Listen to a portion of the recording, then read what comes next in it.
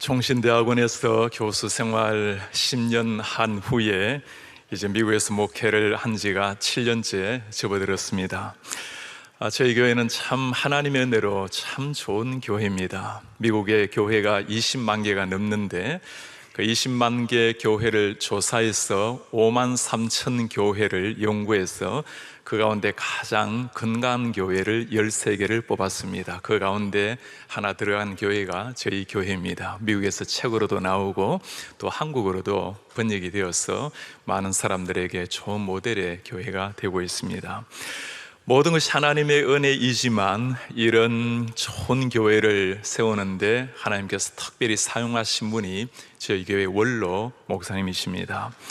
목사님께서는 2016년도 12월에 하나님의 부름을 받으셨는데, 목사님께서 교회에 부임하셨을 때는 한 50명 되는 조그만한 교회였습니다. 몇 년 지나고 난 다음에 조금 어려움이 생겨나서 한 반 정도의 성도님들이 교회를 떠나가고 한 25명 정도 되는 성도님들을 두고 목사님 25년 동안 참 신실하게 목회를 하셨습니다. 목사님 25년간의 목회 이후에 하나님께서 3,000명이 넘는 참 많은 사람들이 미국에서 이민교회를 이루고 있고, 이제는 5,000명이 넘는 사람들이 매주마다 주님 앞에 나와서 예배하는 참 좋은 교회가 탄생이 되었습니다. 사람들은 우리 원로 목사님을 보면 다들 참 예수님을 만난 사람 같다고, 예수님을 보게 한다고 예수님 같은 분이라고 칭송을 하곤 합니다. 목사님께서 돌아가시기 전에 목사님께 제가 모든 걸 다 배우고 싶지만 특별히 배우고 싶은 것이 기도에 대한 삶입니다. 목사님께서는 25년 목회뿐만 아니라 그 뒤로도 30년 이상을 매주 수요일을 금식으로, 온종일 금식으로 기도를 하셨습니다. 그리고 매달 1, 2, 3일, 사흘을 금식으로 기도를 하셨어요. 그러니 한 달에 7일, 8일을 금식으로 기도를 하신 겁니다. 목사님 무엇을 위해서 그렇게 기도를 하십니까? 여쭈었더니 두 가지는 꼭 기도하신다고 말씀을 해요. 첫째는 하나님, 내가 하나님의 영광을 보게 해주십시오. 하나님의 그 영광을 보아야 제가 주님의 낯빛을 보아야 하나님의 진리를 바르게 전하겠습니다. 두 번째는 주님, 저를 긍휼히 여겨주십시오. 불쌍히 여겨주십시오. 사람들은 목사님을 보고 정말 예수님을 닮은 분이라고, 예수님 같으신 분이라고 그렇게 추앙받고 칭찬받으신 분인데, 그분의 기도의 제목은 주님, 저를 불쌍히만 여겨달라라는 기도였습니다. 하나님께서 어떤 사람을 사용하시는지, 누구를 통해서 역사하시는지를 보여주는 모습이었습니다. 목사님께서 돌아가시기 전에 아들에게 남긴 말씀이 있어요. 나는 특별한 게 없는 사람이란다. 행정이 뛰어난 것도 아니고 리더십이 있는 것도 아니고 설교를 잘하는 것도 아니고, 내가 하나님 앞에 한 것은 두 가지였단다. 사랑하고 기도하는 일. 하나님을 사랑했고 성도들을 사랑했고, 그리고 가족을 사랑했단다. 그리고 그들을 위해서 기도했단다. 목사님의 고별 예배 때 장례식에 4,000명이 넘는 분들이 참석을 했습니다. 한 가지 공통점은 대부분의 분들이 목사님의 기도에 빚을 진 사람들이었습니다. 한 분이 하나님 앞에 기도하고 무릎을 꿇었을 때 한 사람을 통해서 이민 역사 가운데 참 놀라운 생명의 역사를 이루신 하나님, 우리 사랑하는 성도님들 꼭 기억을 하시기 바랍니다. 우리 기독교는 기도교입니다. 우리 같이 한번 해볼까요? 기독교는 기도교다. 기독교는 기도교다. 기독교는 기도교. 문제가 없으면 감사함으로 기도할 것이고, 문제가 있다면 간절함으로 기도하게 될 것입니다. 누가 이렇게 기도하며 자신의 삶을 주님 앞에 드릴 수 있는 사람일까요? 우리 그리스도인의 삶이 영적 전투라는 것을 정말 아는 사람입니다. 우리가 육신을 가지고 나름대로 땅 위에 살아가고 있지만 우리는 공중의 권세 잡은 자, 보이지 않는 공중의 권세자와 함께 영적 전투를 벌이고 있다는 사실을 정말 아는 사람들, 그들이 할 수 있는 것이 무릎을 꿇는 일입니다. 우리 예수님께서 이 사실을 잘 보여주세요. 주님께서 이 땅에 오셔서 공생애 하실 때 하신 일이 무엇입니까? 예수님께서 세례를 받으시고 난 다음에 가장 먼저 한 일이 광야로 가셔서 40일 동안 금식으로 기도하시는 일이었습니다. 예수님께서 매일 시작을 아침을 깨워 새벽을 깨워 기도하신 삶을 마가복음에 이렇게 말씀을 해주고 있습니다. 새벽 아직도 밝기 전에 예수께서 일어나 나가 한적한 곳으로 가서 거기서 기도하시더니, 새벽 기도의 시작은 한국 교회가 아니고 누구시죠? 우리 예수님께서 매일 새벽을 깨워서 하나님 앞에 기도하신 겁니다. 마지막 순간도 마찬가지죠. 예수님께서 겟세마네 동산에서 땀이 피가 되도록 주님께서 간절히 기도하셨습니다. 주님, 제 뜻이 아니라 당신의 뜻대로 되기를 원합니다.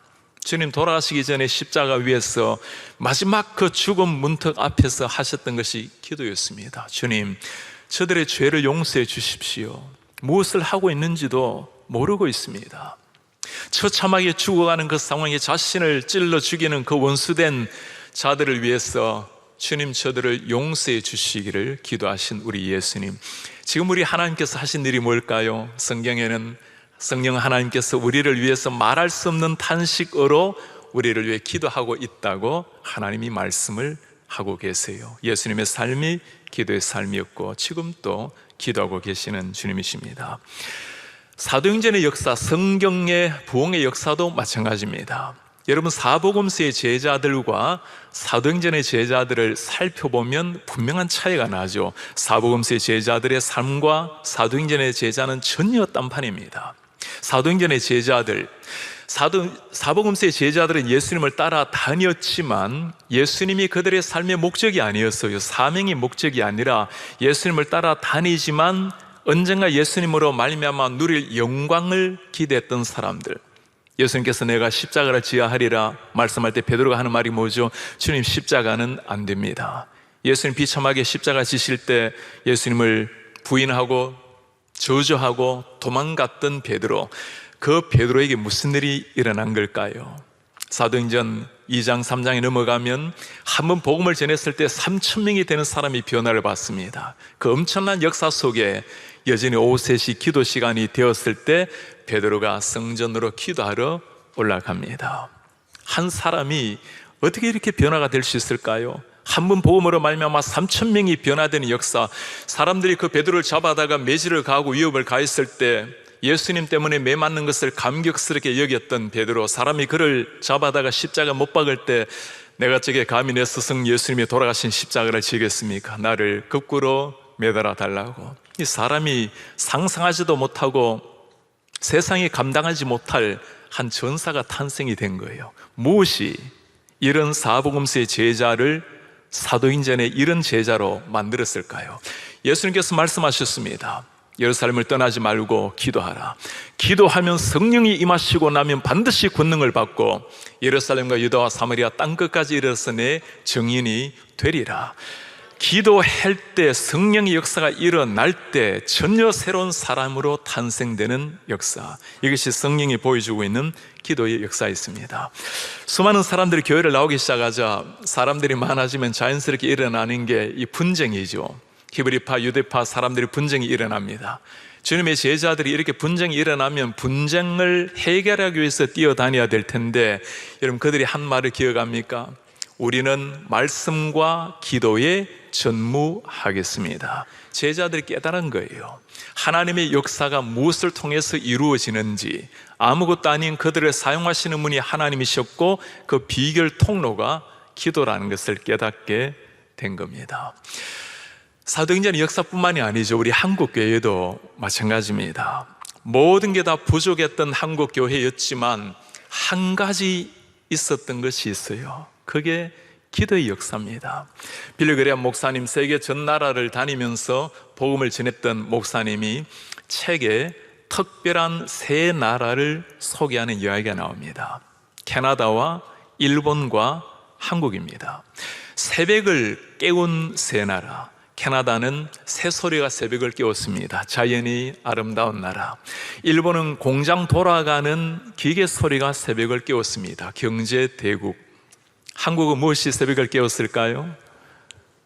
네, 기도하기 전에 뭘 듣고 기도하러 갑니까? 네, 새벽 종소리, 요즘은 새벽 종소리가 사라지고 나니까 빨리 떠오르지가 않는데, 오랜 세월 새벽을 알린 그 종소리가 한국 민족을 깨웠습니다. 그리고 목사님이 하는 말씀이 있어요. 미래는 한국에 있습니다. 기도하는 민족, 기도하는 나라의 미래가 있습니다. 우리 한국의 역사에 이런 역사가 있었잖아요. 우리 장로님들, 권사님들이라는 이름은 우리 마룻바닥을 그 추운 겨울날 눈물로 적시는 분을 두고 우리는 기도하는 권사님, 기도하는 장로님이라고 부르는 시절이 있었습니다. 오늘날 이 시대는 어떠할까요? 모든 것을 다 풍족하게 누리는 시대가 되었지만, 모든 게 풍족한 시대이지만, 그러나 영적인 위기를 맞고 있는 시대라고 다들 이야기를 하곤 합니다. 어느 때보다도 기독교에 대한 차가운 얼굴, 비난의 화살을 쏘아야 되는 이 시대, 점점 다음 세대 젊은이들이 교회를 떠나간다고 걱정하는 시대가 되었습니다. 우리 한국도 미국도 똑같은데 10대 아이들이 고등학교를 졸업하고 대학을 들어가고 또 직장을 다니면서 20대가 되면서 교회를 버리고 신앙을 버리는 비율이 80%가 넘게 나타납니다. 점점 위기로 치닫고 있는 이 시대, 미국도 마찬가지예요. 청교도라는 이름은 있지만 그러나 청교도의 정신이 사라져버린 미국, 메이플라워를 타고 신앙의 자유를 위해서 미국 땅에 들어왔지만 지금은 예수 그리스도를 믿는다는 것 자체가 사회 속에서 때로는 비난과 핍박을 감수해야 되는 이런 시대를 맞이하고 있습니다. 학교에서는 어떤 학교라도 기도를 하고 수업을 시작했던 때가 있었는데, 지금은 선생님이 먼저 기도하면 해직을 당해야 되는 참 이런 나라가 되고 있어요. 제가 2015년도에 미국 국회 하원의회에 기도를 인도할 기회가 있었습니다. 미국이 그래도 지금 기독교 전통은 있어서 국회를 첫 개원할 때 목사를 모시고 기도하고 시작을 합니다. 저에 대해서 6개월 동안 스크린을 다 거치고, 그리고 이렇게 기도해 주세요라는 기도 지침서를 보내왔어요. 보니까 모든 국회의원들이, 의원들이 다 기독교인들은 아니잖아요. 그러니 기독교적인 민감한 용어는 사용하지 말아주세요. 목사가 기독교적인 용어를 사용하지 않으면 무엇으로 기도를 하겠습니까? 건국 이래로 미국의 국회 기도가 다 남아있어요. 제가 읽어보니 이전의 기도는 하나님께 영광을 돌리고 굉장히 깁니다. 하나님 앞에 간절한 기도가 있었어요. 점점 오늘날 이 시대로 오면서 기도가 짧아지고 결정적으로 마지막에 예수 이름으로 기도합니다라는 게 사라져요. 가끔 나오는 게 We pray in the name of Almighty God, 전능하신 하나님 이름으로 기도하는 게 나오고 아예 예수 이름의 기도가 사라져버려요. 제가 한번 국가 초창기도회를 참석을 했는데 여섯 분이 나와서 기도 인도를 하는데 그 중에 3분이 예수 이름으로 기도하지 않는, 초창기도회 자리인데도 예수 이름으로 기도하지 않는 시대를 맞이했습니다. 제가 기도문을 작성해서 하나님의 이름을 높이고 예수 이름으로 기도를 준비를 하고는, 그리고 기도문을 미리 보내달래요. 자기들이 스크린을 하는 거예요. 제가 이걸 미리 보내면 기도 못할 것 같더라고요. 스크린을 해서 제지당할 것 같아서 안 보내고 있다가 내일 기도하는데 오늘 밤 12시에 기도문을 보내었더니 뭐 아무런 말이 없어요. 다음 날 가서 기도를 하는데 기도하고 난 다음에 참 놀라운 일이 일어났어요. 삼위일체 하나님을 높이고 미국의 하나님을 알고 돌아올 수 있도록, 그리고 예수 이름으로 기도합니다 하고 내려왔습니다. 얼마나 많은 사람들이 저에게 편지를 쓰고 메일을 보내오고 또 손편지를 보내고 전화를 하고, 예수 이름으로 기도했다는 것 때문에 비난이 아니고 목사님, 전 국민이 생방송으로 보고 있는데 예수 이름으로 담대하게 기도해 주셔서 고맙다라는 인사였어요. 예수 이름으로 기도하고 칭찬받는 목사가 된 겁니다. 6개월 후에는 제가 있는 곳이 미국 수도 워싱턴입니다. 버지니아 수도가 리치몬드인데 그 리치몬드 의회에서도 똑같이 기도 부탁을 받았어요. 똑같이 지침서를 보내왔어요. 그리고는 기도하러 갔습니다. 저를 인도해 준 한 의원에게 물었습니다. 오늘 이 의원들이 다 기독교인들입니까? 아닙니다. 가톨릭, 또 동방종교, 이슬람, 또 무교 각종 사람들이 많아요. 제가 오늘 예수님 이름으로 기도하려고 하는데 괜찮으시겠습니까? 목사님인데 당연하죠. 기도를 마쳤습니다. 내려오는데 모든 의원들이 다 기립해서 박수를 쳐요. 저는 그게 목사에 대한 예의인 줄 알았어요. 그게 아니었어요. 내려왔더니 저를 인도했던 한 의원이 첫 질문이었습니다. 목사님, 왜 그 수많은 목회자들이, 목사님들이 예수 이름으로 기도를 안 합니까? 세상은 목사가 예수 이름으로 기도하고 목사답게 예수 이름으로 나아가길 바라는데, 그리스도인들이 오히려 세상 앞에서 벌벌 떨고 몸을 사리고 그 찬란한 우리의 창조주 이름, 우리의 구원자 이름 예수 그리스도의 이름을 부끄럽게 여기면서 그렇게 기도를 끝내버리는 이런 시대. 사랑하는 여러분, 기도가 사라지는 것도 문제이지만 하나님을 믿고 정말 기도를 들으시는 하나님 앞에 예수 이름으로 기도하지 않는 것은 더 큰 문제가 되는 거예요. 그것은 기도가 아니라 그건 종교의식, 하나의 주문에 불과한 거죠. 이런 오늘날 이 시대 기독교를 두고 이렇게 표현을 하고 싶습니다. 영적인 빈혈에 걸린 교회. 모든 게 다 있지만 피가 없으면 죽는 겁니다. 기도가 없으면, 하나님 앞에 나아가는 하나님과의 교제가 없으면 우리의 영혼은 결국에 메마르게 될 것이고 죽게 되어 버릴 겁니다. 이런 시대 가운데 무엇으로 우리가 이 시대 가운데 다시 한번 하나님의 거룩한 영광을 올려드리고 한때 부흥으로 역사로 피어올랐던 한국교회가 새롭게 주님 앞에 영광스럽게 일어날 수가 있을까요? 이 영적인 위기 앞에 무엇으로 다시 한번 승리의 깃발을 올릴 수가 있을까요? 오늘 이스라엘 백성들이 바로 이런 영적인 위기에 처해 있습니다. 지금 이스라엘 백성들 블레셋 사람들과 전쟁의 위기 상황에 놓여 있어요. 블레셋 사람들은, 그들은 전쟁으로 잔뼈가 굵었던 사람들입니다. 전쟁을 하려면 전쟁 준비를 하는 것이 상식입니다. 문제는 전쟁도 어떤 전쟁인가에 따라서 다른 겁니다. 오늘 사무엘은 이 전쟁이 단순한 우리의 육신적인 전쟁이 아니라 영적인 전쟁이라는 것을 깨달았어요. 영적인 전쟁에는 영적인 전쟁의 승리의 비결이 있다는 것을 사무엘은 알았습니다. 전쟁 준비를 하는 이 사무엘이 오늘 어떻게 준비하는지 3절을 한번 보도록 할까요? 사무엘이 이스라엘 온 백성에게 말합니다. 만일 너희가 진심으로 여호와께 돌아오려거든 이방신들 아스타롯 너희 중에서 제거하라. 지금 이스라엘 백성들에게 전쟁 준비해야 될 이 상황에 하는 말은 이방신 아스타롯 신을 제거하고 너희 마음을 여호와께로 향하여 하나님만을 섬기라. 이게 너무나 이상한 이야기 아닙니까? 이스라엘 백성들, 하나님의 자녀들, 하나님의 백성들이 하나님을 섬기지 아니하고 이방신들, 아스타롯 신을 섬기고 있는, 우상을 섬기고 있는 이들에게 우상 버리고 하나님을 바르게 섬겨라. 그리하면 하나님이 너희를 블레셋 사람의 손에서 건져내시리라.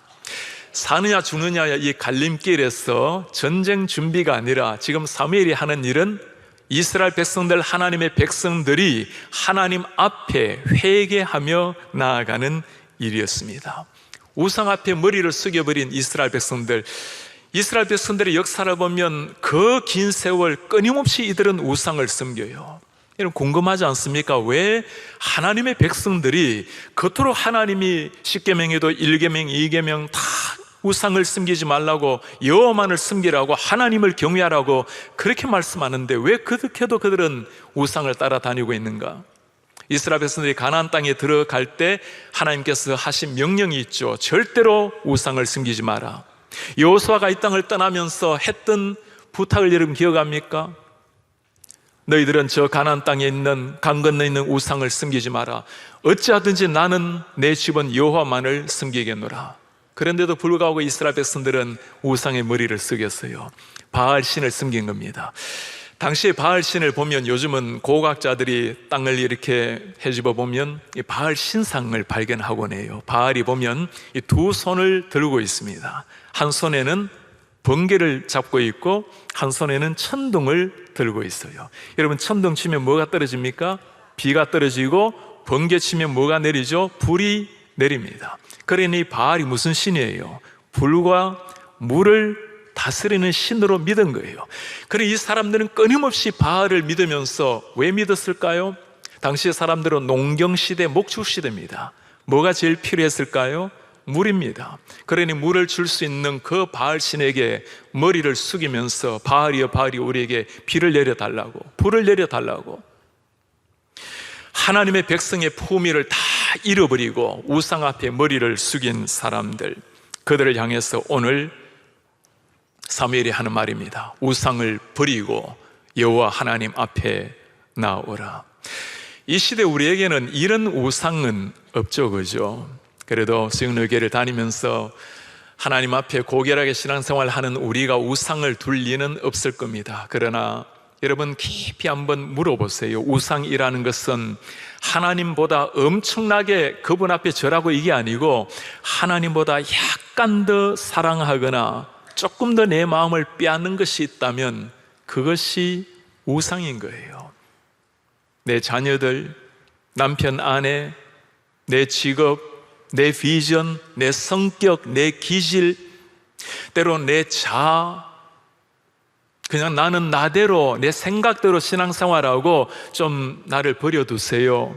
하나님의 말씀이 주인이 되지 못하고 성령이 나를 이끌지 못하고 내 자신이 내 주인이 된 것, 자아가 나의 우상이, 자녀가 나의 우상이, 물질이 나의 우상이 되는 거예요. 오늘 사무엘이 그것 말씀합니다. 이 영적 전투에서 우리가 이기려면 육신적인 전투 준비가 아니라 하나님 앞에 영적 준비를 해야 됩니다. 주님 앞에 나아가기 위해서 회개해야 될 것 다 내려놓고 주님 앞에 나아갑시다. 예수님께서 이 땅에 오셔서 여러분 첫 설교가 뭔지 기억나십니까? 회개하라, 천국이 가까이 왔노라. 그렇게 예수님께서 회개하라고 우리의 전 생애를 돌이켜서 하나님 앞에 나아오라고 말씀하는데, 이 시대에 점점 사라지는 기도가 한 가지 있다면 회개 기도예요. 특히 저 같은 목회자, 목사는 매일 성도들을 위해서 수많은 기도 제목을 가지고 무릎을 꿇지만 그러나 점점 사라지는 게 회개 기도입니다. 목사가 뭘 그리 죄가 많겠습니까? 회개라는 것은 죄가 많아서 하는 것이 아니라 하나님을 정말 아는 사람이 하는 게 회개예요. 이런 먼지라는 것이 환한 태양빛에 가면 조그만한 먼지도 확 번지기 마련입니다. 그 전능하신 하나님, 태양보다 강렬한 하나님의 영광의 빛 앞에 나아갈 때 그때 우리의 죄가 환하게 드러나게 되고, 그때 일어나는 것이 조그만한 것 하나도 하나님 앞에 두렵고 떨리는 마음으로 주님 저를 긍휼히 여기소서 용서하소서라는 기도입니다. 한국 교회의 놀라운 부흥의 역사, 평양 대부흥 운동을 여러분들이 다 들어보셨죠? 이 운동의 시작이 회개였습니다. 1907년도에 1월 첫째 주에 평양 장대행 교회에서 우리처럼 말씀 사경회가 일어났습니다. 성도들이 은혜를 받았어요. 기도의 불길이 막 일어나기 시작했습니다. 그때 사람들에게 참 존경을 받았던 길선주 목사님이 일어나서 자신의 죄를 공개적으로 회개를 해요. 내가 친구가 이 땅을 떠나면서 미망인에게 남긴 돈을 내가 가로채웠습니다. 내가 죄인입니다. 그 존경하는 목사님이 회개를 하니까 수많은 사람들이 일어나서 자신의 죄를 회개하고 그 회개의 불길이, 기도의 불길이 새벽 2시까지 600명이나 되는 사람들이 집을 떠나지 아니하고 그 교회를 떠나지 아니하고 기도의 불길을 태웠어요. 이것이 우리가 알고 있는 평양 대부흥 운동의 시작이었습니다. 그 부흥의 불길이 평양, 선천, 서울, 광주, 대구, 이 조선 땅 한반도를 하나님의 거룩한 성령의 불길로 태우게 한 거예요. 여러분 한번 오늘 물어보시기를 바랍니다. 오늘 사무엘이 이스라엘 백성들에게 먼저 부탁하는 이 회개 명령, 내가 정말 진지하게 하나님 앞에 마지막으로 눈물을 쏟으면서 가슴을 치면서 회개한 마지막 때가 여러분 언제입니까? 그냥 어느 정도의 회개가 아니라 정말 하나님, 거룩하신 하나님 앞에, 하나님 보시는 그 영광스러운 하나님 앞에 내가 이런 죄인입니다 하며 고통스럽게 회개의 눈물을 쏟은 마지막 때가 여러분 언제입니까? 한국 사람이라면 다 한 번 정도는 사용해 보았을 것이 모나미 153 볼펜이죠. 이 회장이 송삼석이라는 회장입니다. 이 모나미 볼펜이 1963년도 5월 1일 탄생을 했어요. 이 송 회장이 사업을 하다가 사업이 망했습니다. 여러분, 사업이 잘 안 되면 전략을 짜고 일어나기 위해서 지혜를 구하고 해야 될 텐데, 그가 달려간 곳은 기도원이었어요. 기도하다가 하나님께서 3가지 회개를 시켰습니다. 내가 사업을 하다 보니까 너무나 바빠서 주일 성수를 온전히 하지 못한 것, 내가 하나님 앞에 10의 1조를 정직하게 드리지 못한 것, 그리고 3번째, 내가 새벽을 깨워서 예수님처럼 기도하지 못한 것. 회개하고 난 다음에는 3가지 결단을 했어요. 주님, 제가 어떤 상황이 되든지 주일 성수를 지키겠습니다. 10의 1을 정직히 드릴 것이며 내가 새벽을 깨워 하나님 앞에 나아가겠습니다. 기도하고 난 다음에 성경을 펼쳤을 때 나왔던 말씀이 요한복음 21장이었어요. 물고기가 너무 엄청나게 들어왔죠. 그 거대한 물고기 153마리가 들어왔으나, 여러분, 성경 뭐라고 말하는지 기억납니까? 그물이 찢어지지 않았더라. 물고기를 많이 잡는데 우리는 그렇게 땀을 흘리며 달려가지만, 그 무수한 물고기를 잡아도 그물 한번 찢어지고 나면 다 사라지는 겁니다. 아무리 사업이 번창하고 아무리 자녀들이 뛰어나고 잘 된다 해도 그물 한번 찢어져 버리면 다 끝나는 인생이에요. 우리 주님께서 물고기를 몰아주시는 것도 중요하지만 든든한 그물로 지켜주실 때, 그때 생명의 열매가 나타나는 겁니다. 사랑하는 여러분, 오늘 밤 우리 하나님 앞에 우리가 나아갈 때 정말 내 가슴을 찢는 회개, 내 삶에 주님께서 바라보시고 주님이 미소 짓고 계신다면 여러분 잘 하시는 거 계속 그래 하셔야 돼요. 그러나 한 부분이라도 주님이 바라보시고 저건 아닌데, 하나님의 사람이 저렇게 해서는 안 되는데 한 부분이라도 있다면 그냥 지나쳐서는 안 되는 겁니다. 회개할 때 하늘의 문이 열리고 하나님의 응답의 역사가 있을 줄 믿습니다. 역대하에서 주님이 약속을 하세요. 내 이름으로 일컫는 내 백성이 그들의 악한 길에서 떠나서 스스로 낮추고 기도하여 내 얼굴을 찾으면 내가 하늘에서 듣고 그들의 죄를 사하고 그들의 땅을 고치리라. 우리가 주님 앞에 회개하고 무릎을 꿇으면 우리의 기도를 들으시고 죄를 용서하시고 우리를 고치시겠다고 하나님이 약속을 하십니다. 여러분, 누구에게 주어지는 이 놀라운 축복일까요? 하나님 앞에 기도하는 사람에게 주어지는 축복입니다. 오늘 밤 주님 앞에 우리가 똑같이 다 기도하지만 정말 전심으로 기도하고, 이제 가을 구호를 맞이해서 우리 교회가 정말 기도의 불길을 타오려고 지금 준비하고 있는데, 사랑하는 여러분, 이 기도의 불길에 내 온몸을 던져서 하나님 앞에 회개하고 무릎을 꿇음으로 하나님의 그 기적의 역사가 오늘의 현실이 되는 여러분들의 가정과 자녀들, 교회 되기를 주의 이름으로 축복합니다. 회개한 후에 오늘 사무엘이 한 일을 보면 참 놀라워요. 5절에 말씀합니다. 사무엘이 말해요. 온 이스라엘은 미스바로 모이라. 내가 너희를 위하여 여호와께 기도하리라. 온 이스라엘은 다 모여라. 내가 기도하리라. 사무엘의 위대함이란 이것이 영적 전투라는 것을 알았던 것이고, 그 문제를 하나님 앞에 가져갔다라는 것, 그게 승리의 비결이었어요. 오늘 중요한 사실이 하나 있죠. 이스라엘 백성들에게 어디로 모이라고 말합니까? 미스바로 모이라. 여러분, 지금 전쟁해야 될 상황이에요.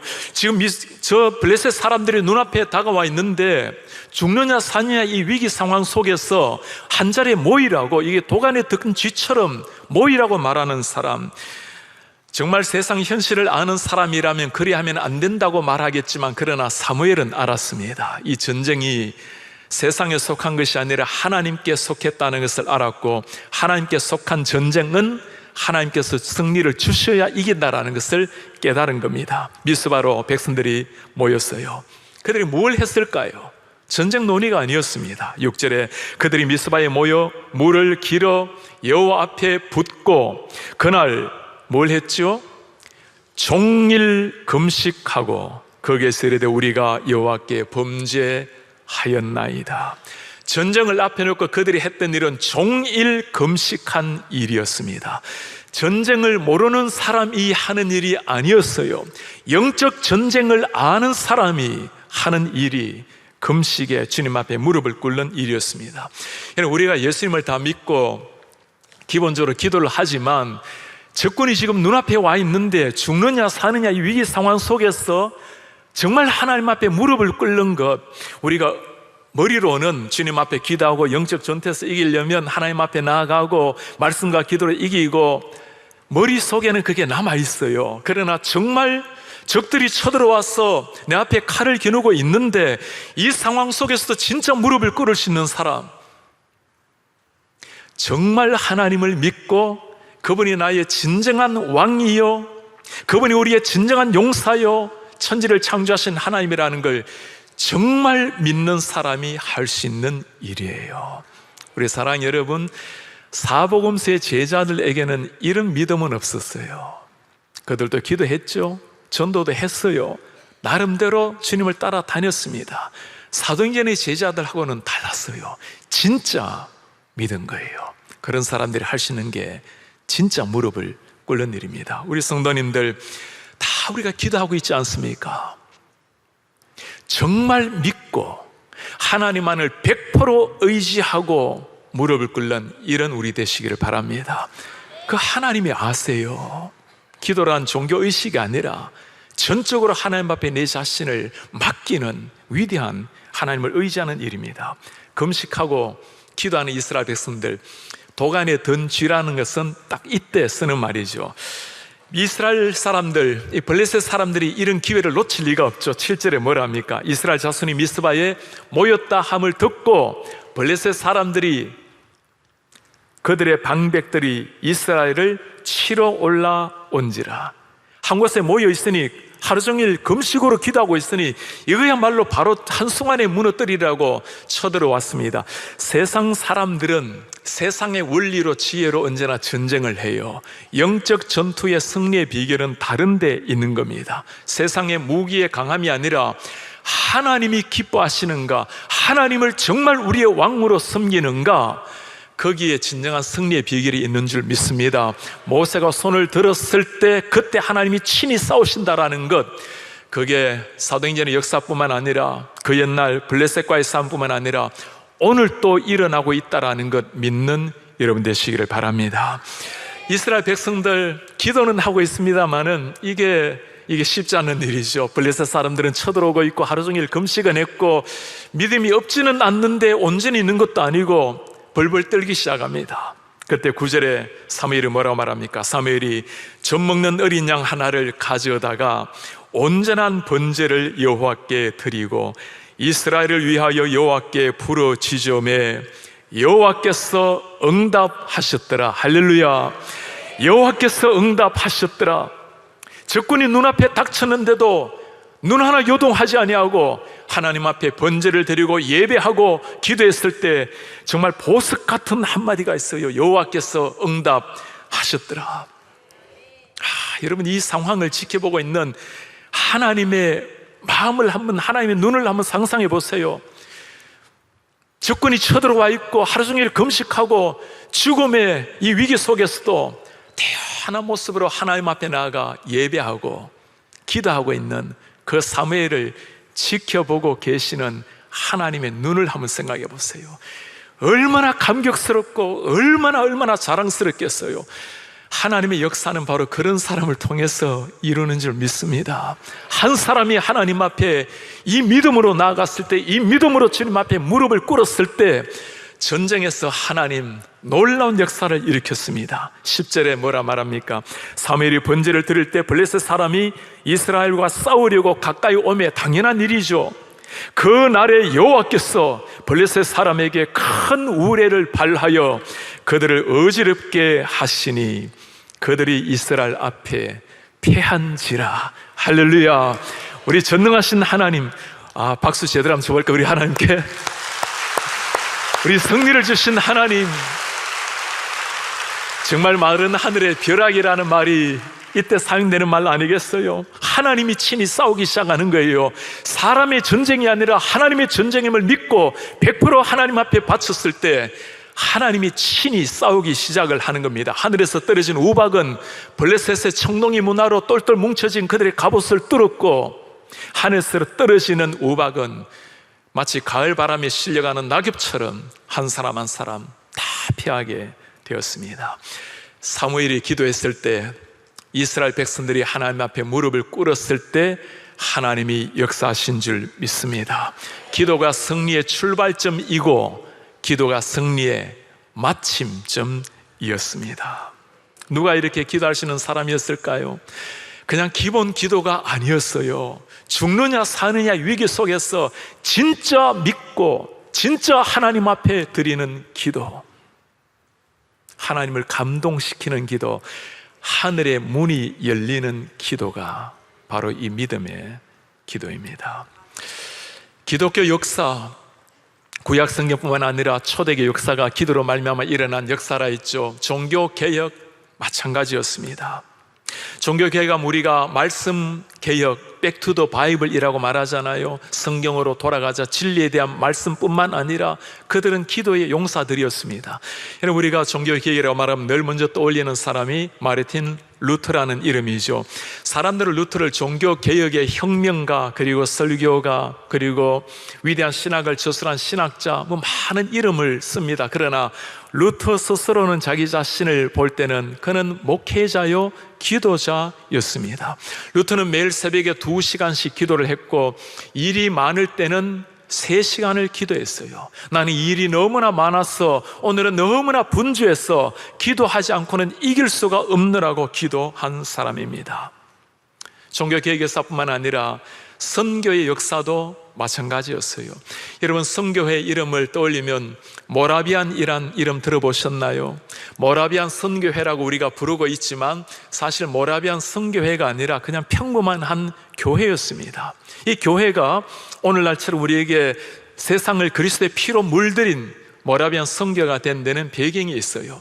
진전돌프라는 한 사람이 유복한 가정에 자라났습니다. 대학교 졸업 때 유럽을 여행하게 되었어요. 한 곳에서 예수님이 가시관 면류관을 쓰고 피 흘리는 모습을 본 겁니다. 그 밑에 라틴어로 글씨가 쓰여져 있었어요. 나는 너를 위하여 목숨을 주건만 너는 나를 위하여 무엇을 하느냐. 이 한마디가 진전돌프의 심장에 꽂힌 겁니다. 내 인생을 내가 다시는 내 자신을 위해서 살지 않으리라. 돌아와서 자신의 큰 땅에 떠돌아다니는, 그 종교개혁 이후로 떠돌아다니는 사람들을 모시고 교회를 세웠습니다. 그게 모라비안 교회였어요. 이 교회가 선교에 불타게 된 데는 배경이 있습니다. 1727년도 8월, 우리처럼 지금 8월 13일에 부흥 말씀을 나누다가 하나님의 그 성령의 역사가 일어났어요. 은혜를 받고 성령의 역사가 일어나니까 기도의 불길이 일어나기 시작합니다. 이 기도가 끊이지 않는 거예요. 그 기도가, 우리가 이 기도의 불길을 끊이지 하지 말자고 하루에 24명을 뽑아서 1시간씩 기도를 사흘토록 하기로 약속을 했어요. 사흘이 지나고 나니까 우리가 계속 기도하자고 일주일 매일 24시간 24명이 1시간씩 기도로 릴레이 기도로, 그 기도가 10년이 되고 20년이 되고 100년 이상을 해온 것이 Hourly Intercessor이라고 1시간이 중보 기도라는 역사가 있습니다.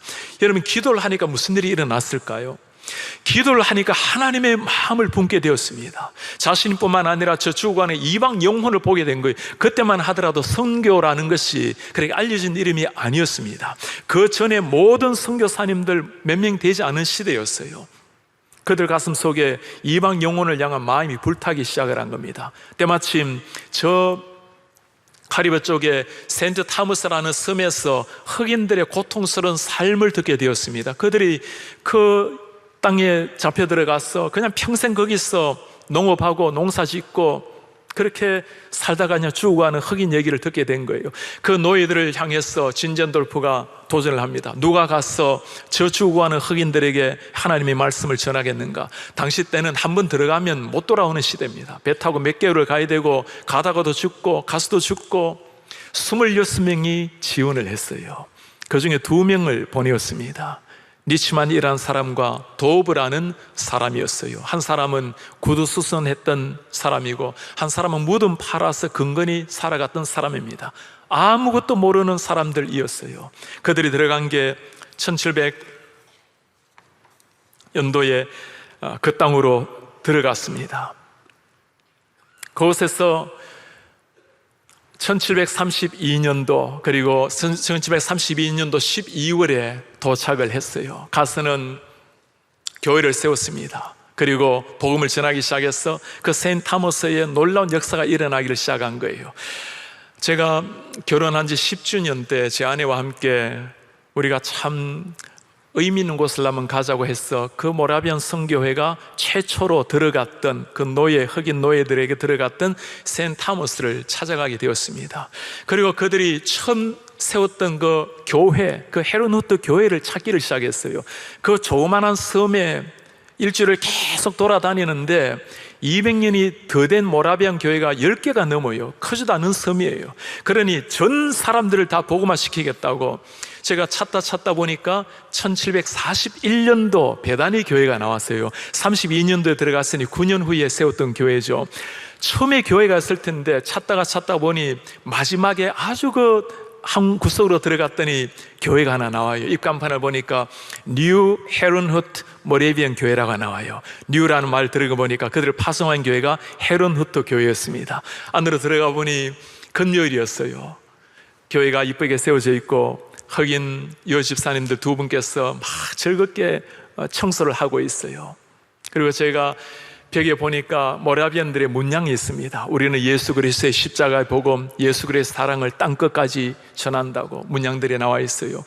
그리고 밖에 나왔더니 마침 금요일 날 낮에 세 분이 오셔서 기도를 하려고 찬송을 부르는데 제가 물었습니다. 당신들에게 예수님은 어떤 분이십니까? 그분들이 그렇게 말을 해요. Jesus Christ is the only way to salvation. 예수 그리스도는 구원에 이르는 유일한 주님이십니다. 구원에 이르는 유일한 주님. 그리고 제가 묻지도 않았는데 다음 말씀을 해요. We pray for world mission every day. 우리는 매일 세계 선교를 위해서 기도합니다.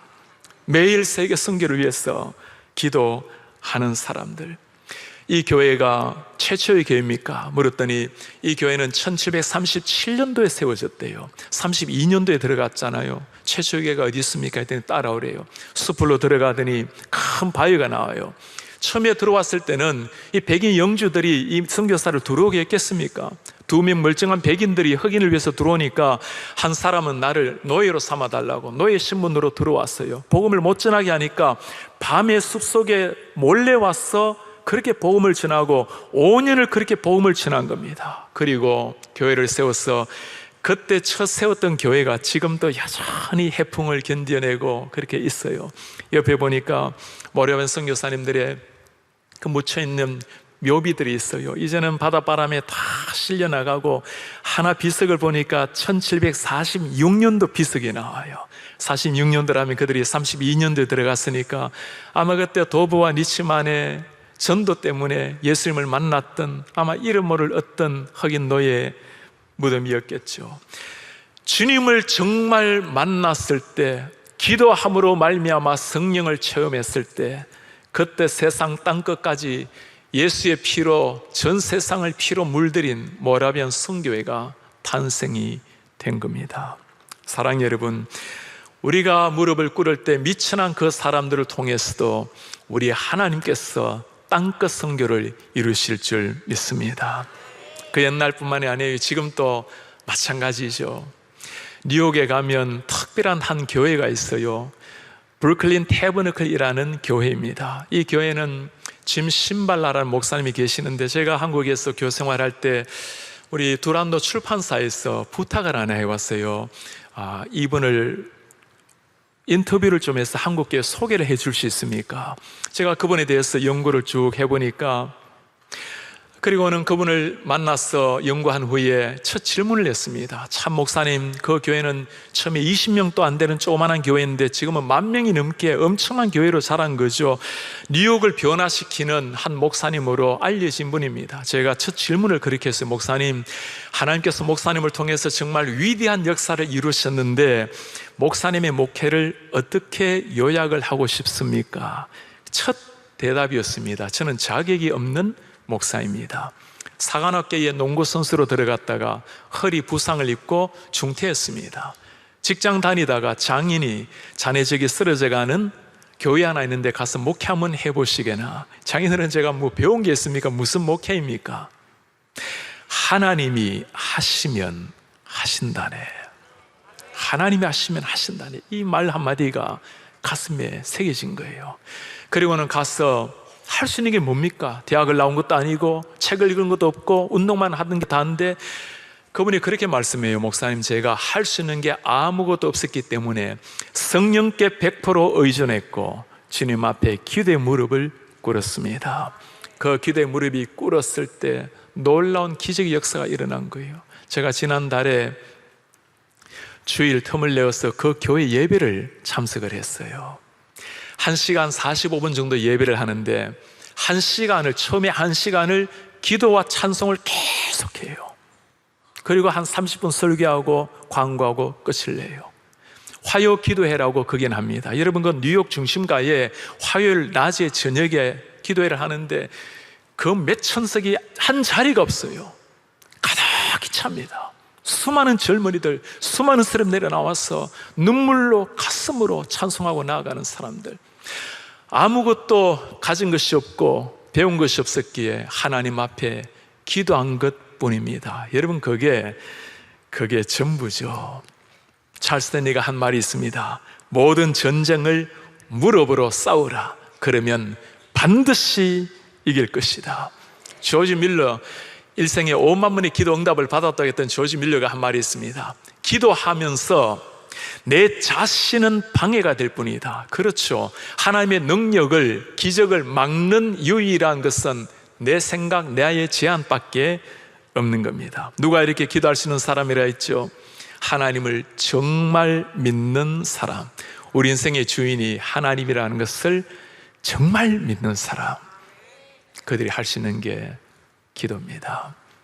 그 옛날 사도행전 역사, 종교개혁의 역사, 한국교회 역사, 이 시대 뛰어난 목회자들의 역사 다 마찬가지예요.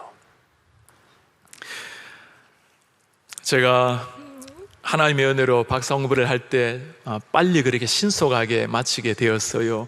한 2년 6개월 만에 공부를 끝나게 되었는데 그렇게 빨리 끝내게 된 데는 이유가 하나 있습니다. 중국에 선교사로 들어갔다가 제가 평생 선교사의 삶은 아닌 것 같아서 그만두고 다시 공부를 휴학했던 것을 다시 와서 하게 되었어요. 제 마음속에는 참 죄송한 마음이 있었습니다. 저 앞에 살았던 분은 여성교사님이셨는데 공안이 경찰이 들어왔어요. 밤 12시에 창문으로 침대 시트 찢어서 밧줄 만들어 가지고 창문 밖으로 내려오다가 떨어져서, 이게 무슨 소설에나 나올 만한 일 아닙니까?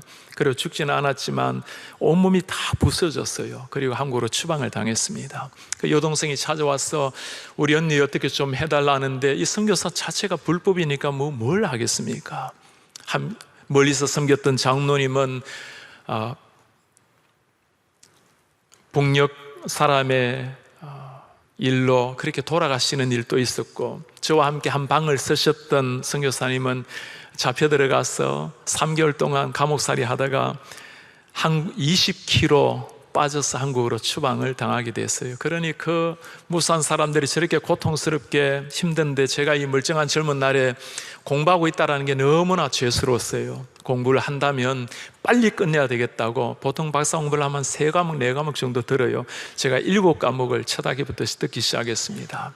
그리고는 한 학기를 다 마쳐가는데 이 공부할 게 많다 보니까 그렇게 열심히 기도하고 말씀 훈련하면서 공부하다가 이제 학기 말이 되어가니까 시간은 점점 없어지고 해야 될, 레포트 써야 될 거는 많아지고 점점 줄어드는 게 말씀을 읽는 것과 기도 시간이었어요. 하나님께서 왜 말씀을 안 하셨겠습니까? 그러면 안 되지. 주님 조금만 기다려 주십시오. 이제 제가 거의 끝나갑니다.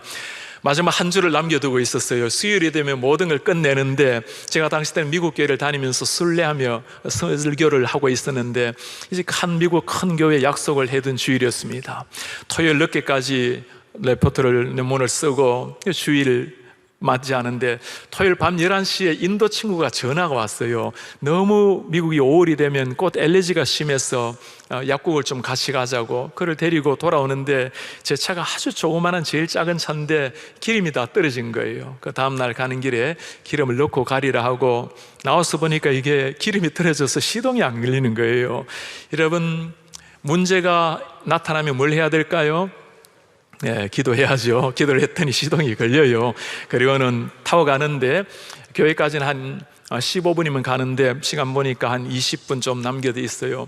가다가 신호등이 나오길래 차를 세워놓고 설교를 읽는데, 이게 지난주 한 설교를 가져온 거예요. 제가 정신이 번쩍 들었습니다. 하나님께서 이렇게도 찾아오시나 하고는, 그냥 가서 설교할 것인가 아니면 준비한 설교할 것인가, 빨리 돌아가서 새로운 설교문을 들고 나왔어요. 그리고 차 시동을 켜는데 이게 완전히 이제 죽은 거예요. 이때 뭘 해야 될까요? 수연우기에 정말 대단하십니다. 기도해도 안 돼요. 이때는 그때 해야 되는 게 뭘까요? 네? 기름 넣어야 돼요. 참 정말 맞습니다. 요즘 같으면 뭐 퀵이라도 있습니다만 전화도 없는 시대니까 저희가 그때는 안수를 해야죠. 제가 핸들 위에 두 손을 얹고, 차야 너는 너의 사명을 따라 하고 정말 믿음으로 명령을 했습니다. 시동이 걸리기 시작했어요. 여러분, 제가 가끔은 능력이 나가는 목사예요. 기름 없는 차 타보셨나요?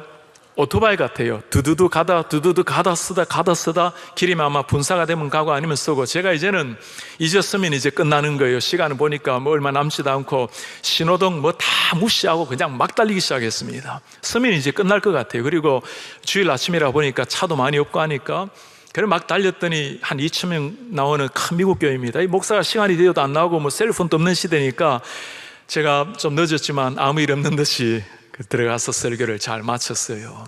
그리고 나와서 시동을 켰는데 이제 진짜 죽은 거죠.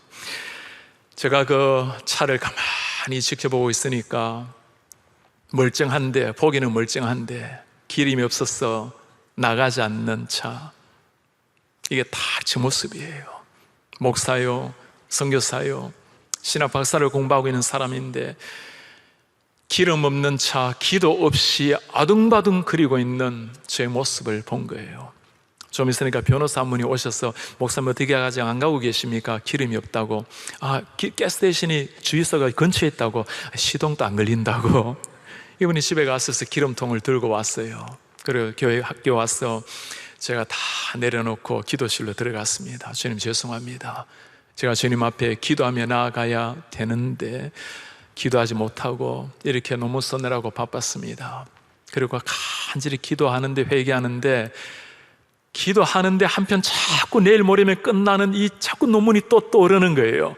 주님, 제가 이틀 남았습니다. 주님 아시지 않습니까? 제가 이번 학기에 많이 공부한 거, 그리고는 기도 자리를 내려놓고 논문을 쓰기 시작했어요.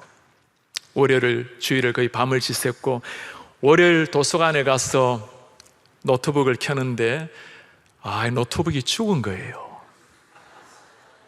노트북을 좀 잘 아는 분에게 와서 물었더니 안 되겠대요. 다 날아가 버린 겁니다. 여러분, 제가 할 수 있는 일이 아무것도 없다라는 것을 확인하니까 그때 진짜 평강이 찾아와요. 그리고는 다 두고 기도실로 갔습니다.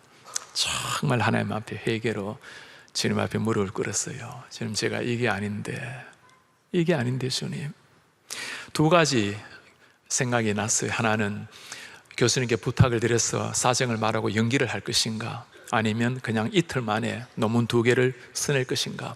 제가 바로 다음 주에 또 중국으로 들어가기로 계획이 되어 있었기 때문에 하나님이 주신 메시지다, 이거는. 하나님 앞에 이틀 동안 쓸 수 있는 만큼 쓰고 그렇게 마감을 하죠. 낮에는 컴퓨터실에서, 밤에는 미국 친구 노트북을 빌려서 제가 이렇게 표현을 하고 싶어요. 정말 신들린 듯이 그렇게 논문을 25장, 35장을 이틀 만에 다 쓰고 제출하고는 중국으로 들어가서 방학을 마치고 돌아왔습니다. 그리고는 마침 그 해 가을에 미국에서 논문을 제출해서 좋은 시상하는 프로그램이 하나 있었는데, 여러분, 제 이 논문은 누가 주신 거예요? 하나님이 이틀 만에 주신 논문을 제가 보내었어요. 거기에 제가 참 하나님의 은혜로 1등상을 받게 되어서 한국 돈으로 1,000만 원이 넘는 장학금을 받았습니다. 할렐루야. 정말 우리 하나님의 그 놀라운 은혜예요. 제가 그토록 한 학기에 정말 모든 걸 다 쏟아서 쓴 논문을 주님이 가져가시더니 이틀 만에 하나님이 주신 새로운 논문, 이게 하나님이 주신 논문이라 생각이 들어서 제가 그게 바울에 대한 논문이었어요. 박사 논문을, 그 바울에 대한 논문 그거 가지고 제가 쓴 겁니다. 여러분, 문제가 뭐였을까요? 두고 온 선교사님들, 고통당하는 저 사람들을 위해서 열심을 내는 거, 열심은 아름다운 거죠. 열심을 내되 무릎을 꿇고 기도함으로 하나님 앞에 나아가는 것, 기도함으로 최선을 다하는 것, 그분이 나의 주인이라는 것을 진실로 믿고 인정하고 의지하는 것, 그때 나타나는 역사가 진정한 하나님의 역사인 줄 믿습니다. 땅 위의 삶은 사무엘 시대나 초대교회 시대나 종교개혁 시대나 100년 전 한국이나 오늘이나 똑같이 영적 전투입니다. 사랑하는 성도님들, 영적 전투에는 영적 전투의 승리의 비결이 있는 줄 믿습니다. 아무리 아둥바둥 그려도 금을 찢어져 버리면 인생 끝나는 거예요. 내 모든 지혜라 하더라도 하나님의 어리석음만 못하다는 걸 정말 아는 사람은 하나님 앞에 무릎을 꿇는 겁니다. 우리 이원상 원로 목사님 돌아가시기 일주일 전이었어요. 매일 목사님을 병문안을 가는데 금요일이 되었습니다. 인공호흡기를 처음부터 끼고 계셨기에 이제 점점 기력이 희미해져 가실 때였습니다. 금요일에 아프리카에서 선교사님 한 분이 오셔서 같이 갔어요. 그분을 보시더니 목사님이 이제 인공호흡기 때문에 말씀을 못하시고 손가락으로 허공에다가 이름을 하나 적었어요. 김 누구누구. 그 선교사님과 함께 동역하고 있는 분입니다. 내가 그분을 위해서 매일 기도하고 있다고. 그러시더니 다시 한번 허공에다가 손으로 이름을 적어요. 이번에 영어로 적어요. SPRI 하고 써요. 이게 무슨 단어일까요? 아마 목사가 이런 단어를 쓰면 Spirit, 성령이라는 단어 아닐까요? 제가 목사님 Spirit요? 아니래요. SPRITE. 여러분, 이게 뭐죠? 여러분들이 마음에 생각하고 있는 바로 그거의 스프라이트예요. 마시는 사이다, 스프라이트. 내가 지금 스프라이트 마시고 싶다는 거예요. 돌아가시기 이틀 전에 스프라이트 마시고 싶다고 스프라이트를 쓰고 있는 목사님, 제가 그 순간 눈물이 확 쏟아졌습니다. 사람들은 그분을 보고 예수님 같은 분이라고, 그분의 이름을 기억하는 그 모든 사람이 그분을 칭송하고 존경하고 따라가는데 그분도 한 연약한 사람이었어요. 제가 정말 눈물을 쏟은 것은 그 연약한 사람을 쓰시는 분이 하나님이라는 걸 본 겁니다. 그리고 제가 주님 앞에 정말 간절히 부탁했어요. 주님, 저도 한 인생 목사님 쓰신 하나님께서 저도 그렇게 사용해 달라고. 미천한 저 인생을 주님께서 당신의 손에 그 장중에 붙드셔서 그렇게 사용을 해달라고. 사랑하는 우리 성도님들, 우리가 최선을 다하면 그 열심만큼은 살아낼 겁니다. 그러나 사복음서의 제자들처럼 그만큼 살다가 인생을 끝내서는 안 돼요. 사도행전의 제자로 넘어가셔야 됩니다. 무엇이 넘어가게 만드는 비결입니까? 주님 앞에 꿇는 기도입니다. 기도로 말미암아 사도행전의 역사가 일어났고 한국교회 위대한 부흥의 역사, 그리고 기독교 역사가 기도로 말미암는 역사였습니다. 우리 서동영의 모든 성도님들이 하나님 앞에 정말 믿는 믿음으로 무릎을 꿇음으로 이 시대 가운데 사도행전의 역사 28장으로 끝난 역사가 아니라 29장을 지속적으로 써내려가시는 여러분 되시기를 바랍니다. 우리 교회로 말미암아 시작된 이 거룩한 기도의 바람으로 말미암아 부산 지역에는 잠드는 수많은 교회를 깨워내는 이런 승리가 계시기를 축복합니다. 부산이 하나님의 거룩한 불길 기도의 운동으로 일어나서 부산뿐만 아니라 잠들어있는 조국교회 한국교회를 다시금 일으켜 세워내는 거룩한 부흥의 역사를 주도하는 이런 승리가 되시기를 축복합니다. 우리 교회가 그 거룩한 기도의 바람을 일으켜서 조국교회뿐만 아니라 저 죽어가는 유럽교회, 흑암의 땅으로 변해가는 아프리카, 이슬람 땅, 남미, 북미, 오세아니아 전 세계 열방 가운데 한 번은 만나야 될 예수 그리스도의 십자가의 복음, 그 복음을 위해서 달려가는 교회, 그 세계 선교를 위해서 기도하는 교회, 이 시대의 사도행전 29장 30장을 끊임없이 써내려가는 이런 하나님의 사람들, 하나님의 전사들 되시기를 주의 이름으로 축복합니다.